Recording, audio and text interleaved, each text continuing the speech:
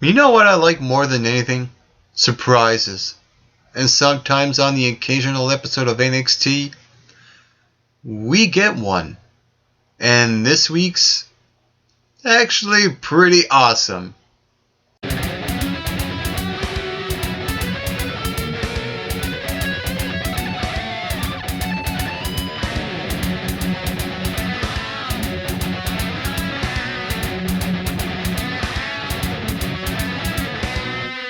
Hello all MRBers and welcome to another video with me, Mike McRock, one half of the MRB Wrestling Review Show, and right now I'm going to deliver to you this week's review of WWE NXT for the October 21st edition. And I thought that this week's show was an okay show. It's not great or anything. It's not breaking new ground.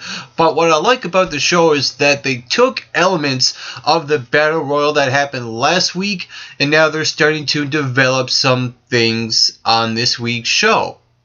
And the show opened up with Asuka taking on Bayley Kay. And this was basically an enhancement match for Asuka to go over here. But for some reason, NXT decided to emphasize more on Bayley Kay here, more than they did Asuka here, which I kind of question because here you have Asuka debuting at NXT TakeOver Respect, and now with only a few weeks on NXT, you decide to focus more on her opponent than Asuka herself, the one that you actually have win the match here. To me, that's really counterproductive, and I really don't understand the mindset, and to me, with this first segment making the first nitpick of the show, is this a sign of every segment having some sort of nitpick? I'm going to warn you right now, there is. And the next segment on the show was a tag team match between Team Soft, Enzo Amore and Colin Cassidy versus Scott Dawson and Dash Wilder. Now, going into this match, I figured that this was going to be an enhancement match for the Rednecks, that being Dawson and Wilder, to go over here, and I was sort of right on that, because really what happened here is you have Enzo Amore rolling up one of them with a small package for the win after one of them works on his legs with submission holds and stuff. And then you get the post-match attack here with Dawson and Wilder taking out Enzo Amore and then Colin Cassidy afterwards. And to me, the ending just kind of was anticlimactic and ultimately fell flat at the end. And with that said, what I question here is why protect Enzo Amore and Colin Cassidy here? I mean, I understand that you want to put Dawson and Wilder over because I feel like NXT has been eyeballing these guys to be the number one contenders and all that stuff, but with the post-match part of it was. And to me, this segment just came across as, again, another counterproductive segment. And at the end of the day, to me, wins matter. At the end of the day, wins really do matter here. I mean, why have the team lose here when they got a non-title victory over the Vaudevillains? To me, that just makes no sense. I mean, wouldn't you want to build up more wins for your future number one contenders instead of protecting one of the most entertaining teams on NXT with a win? To me, there's so many questions and very little answers, and I just don't have them. I really don't. But I'm going to move on to the next segment here. We got Danny Burch, and he comes out, and who is Danny Burch's opponent? Surprise! NXT fans, we got the debut of James Storm, and all I gotta say is sorry about your damn luck. This was great. I like that James Storm is on NXT. I mean, one thing that I really like about NXT is that they give us some surprises. We had Rhino, I think about a year ago, Brian Kendrick several months ago, and now we get the Cowboy, James Storm. And I agree with the fans when they chanted, "You belong here. You belong here." And I agree. James Storm belongs here. I mean, all we need now is Bobby Roode to come out and they reform beer. Money! That needs to happen to get another team in the tag team division, but I like this.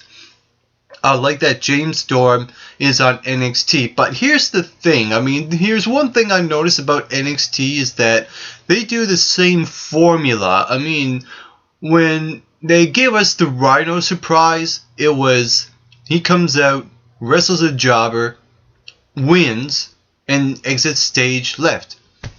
And we get the same thing here with James Storm, and we got the same thing with Brian Kendrick. I wouldn't mind changing it up here, as much as I like the surprise, one thing I would have changed is to have James Storm come out first, cut a promo, then get interrupted by a jobber, have a match, Storm wins match, and then exit stage right. I mean, instead of just having the match here, because it seems like I said, it's the same formula from NXT. Guy comes in, has a match, says catchphrase, and leaves. I mean, just why not change it up here just a little bit? Don't do the same thing over and over. Mix it up. Have a bit of variety with your debuts, or at least surprises. Because James Storm on NXT is the best thing to happen. And then we get a segment where we get a mini biography about Apollo Crews. This is Crews talking about his family, where his parents came from in Nigeria, his mom working 3 jobs, trying to earn money, coming from a poor family, and proving his dad wrong and becoming an NXT talent, watching WWE as a kid and being inspired by the megastars like the Ultimate Warrior. And I like this. I like that that these mini biographies that NXT has been producing. More of that needs to happen. I really enjoyed this mini biography. It was really interesting. And I think that NXT should, like I said, do more of these segments. It gives us investment into the person we want to root for, which is all fine and good. But I still think it's way too soon for Apollo Crews to even get an NXT championship shot here, because it would just feel like a full-on force. I mean, he's only been on NXT for a few months, and now he's being shoved right into getting an NXT championship match. I just feel like that he's not being fully developed to his full untapped potential. And he's getting an NXT title shot. I don't know what NXT is going for here, but I'm hoping that Apollo Crews does not win the championship. It is way too early for him to be winning anything major right now. And to me, what he really should do is just get rid of that smile on his face and just be a badass. Take names and kick some ass. Either as a babyface or a heel. You can go either way. And see what works best for Apollo Crews. I mean, in order to become a #1 contender, you have to develop yourself. And to me, like I said, it's just way too soon. And I emphasize that, just like they're emphasizing the force on Apollo Crews. Alright, next segment. We got Alexa Bliss versus Peyton Royce. And this was an enhancement match where Bliss goes over. Not really much to talk about there. She cuts a promo talking about Bayley being a role model and inspiration to kids, and all that doesn't matter because Alexa Bliss is made to be the NXT Women's Champion. And to me, this was all fine and good. I like that Alexa Bliss has been given mic time because I think she really needs it. And to me, it just came across as a very safe segment, and I felt like this segment was kind of missing something that really needed Bayley here to continue the story. Instead of waiting next week to get Bayley's rebuttal, I mean, why not do it here? I think the timing was right, and it needed to happen in this segment. Instead, we just got a cliched enhancement segment where nothing really happens besides enhancing the talent. I mean, what more can you say about that? And then we get the main event on NXT. And that was Baron Corbin versus Rhino. And I like that Baron Corbin has been facing a couple of guys like Samoa Joe, like a Rhino, to gain some experience in the ring with guys like Baron Corbin and Rhino, people that have been there and done that. And I feel like this was actually a solid match between the two of these guys, and this is definitely one of Baron Corbin's best matches, and maybe arguably this is probably Baron Corbin's and Rhino's best match out of the matches that they've been having on NXT, especially the TakeOver special events. And like I said, I like that Baron Corbin is facing older guys, and I think NXT really needs to do that more. Bring guys that are already established on Raw, like Big Show, like Kane, and have them come down and enhance the talent on NXT. I mean, isn't that the whole point of NXT, is to develop and create new stars, to create new talent?